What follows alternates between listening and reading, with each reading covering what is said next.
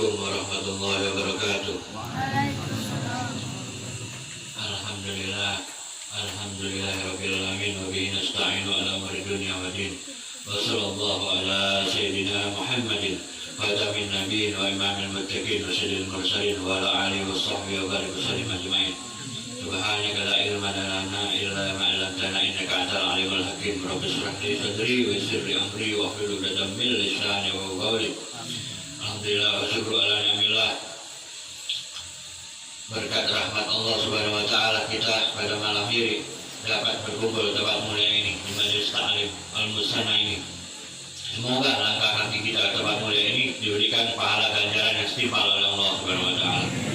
Semoga diberkahi kita semua yang hadir di tempat Majelis Ta'lim ini oleh Allah Subhanahu wa taala.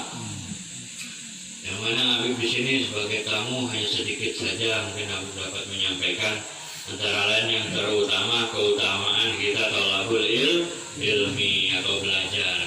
Ya, kata Rasulullah SAW dalam hadis Nabi Muhammad SAW, Rasul bersabda, Bismillahirrahmanirrahim, utlubul ilmi ila miskin. Ya, tuntutlah ilmu, carilah ilmu hingga ke negeri Cina. Ya, thalabul ilmi fardhatun ala kulli muslimin. Jadi belajar itu adalah hukumnya wajib bagi setiap muslim, baik laki-laki ataupun perempuan. Belajar untuk agar kita mudah beribadah kepada Allah Subhanahu wa taala, agar kita mudah insya Allah masuk ke surganya Allah Subhanahu wa taala. Nah, belajar ini tidak sebatas hanya menghafal saja. Belajar ini harus perlu pendalaman, kesungguhan hati, niat yang baik, yang sungguh-sungguh karena Allah Subhanahu wa taala. Janganlah kalian sekali-sekali belajar hanya niat kepingin jadi orang alim. Janganlah sekali-kali kalian belajar hanya ingin kepingin dapat masa banyak. Janganlah kalian sekali-kali belajar hanya kepingin misalnya meningkatkan pendapatan ataupun derajat kita di sisi manusia mencari, ya. Tetapi usahakanlah kalian mencari ilmu semua untuk bekal ibadah kita, mengharap ridho dan rahmatnya Allah Subhanahu wa taala. Allah Subhanahu wa taala berfirman, Bismillahirrahmanirrahim, yarfa'illahu alladhina amanu minkum walladhina utul ilma darajat. Siapa orang-orang yang ingin naik derajatnya ke tingkat yang tinggi, maka dia harus mempunyai syarat dua ini, kata Allah Subhanahu wa taala. Pertama, dia harus beriman kepada Allah Ta'ala dan Nabi Muhammad SAW. Yang kedua, dia harus mempunyai ilmu. Dengan cara apa punya ilmu? Dengan cara belajar. Kalau malas belajar, maka kita tidak akan terisi oleh ilmu hati kita. Maka hati kita poek, ke jalan, kesasar, kebentuk kepala kita. Kalau kesasar di dalam kegelapannya kan. Maka dari itu terus belajar, hadiri majelis-majelis taklim, karena majelis-majelis taklim ini raudhah min riyadil jannah, taman-taman surga yang ada di muka bumi ini, dan dihadiri oleh apa? Hamba-hamba Allah Ta'ala yang mulia di majelis taklim ini. Kita nggak tahu, para malaikat ini mengelilingi kita, mendoakan kita, memohonkan ampun buat kita, ya kan? Memohonkan kesejahteraan buat kita, orang-orang yang thalabul ilmi. Maka perdalam terus ilmu fikih, ilmu tauhid, ilmu tasawuf, perdalam terus dan diamalkan. Dan diamalkan dengan bagaimana? Dengan ikhlas, dengan tulus karena Allah Subhanahu wa taala. Jangan mencari selain daripada itu. Kalian mencari di luar itu, maka kalian manfaat ilmu kalian, ilmu kita tidak bermanfaat. Ada cerita orang suka sodako, sholat. Pas waktu di pertanyaan malaikat ditanya, kamu masuk ke neraka, kata malaikat. Kata orang tersebut, wahai malaikat, kenapa kau masukkan aku ke neraka? Kan aku sholat. Tidak, aku melihatnya menulis engkau pada saat sholat hanya menulis, aku tulis hanya nungging, ya, atau hanya pura-pura sujud. Padahal dia bukan sujud kepada Allah, pikirannya kemana-mana, pikirannya ke dunia. Yang sodako juga gitu. Wahai malaikat, kenapa kau masukkan aku ke neraka? Karena engkau bukan bersodako karena Allah. Engkau pada saat bersodako ingin mendapatkan pujian dari manusia yang lain. Maka niat kita harus karena Allah. Allah Subhanahu wa taala semata-mata. Itu yang paling penting.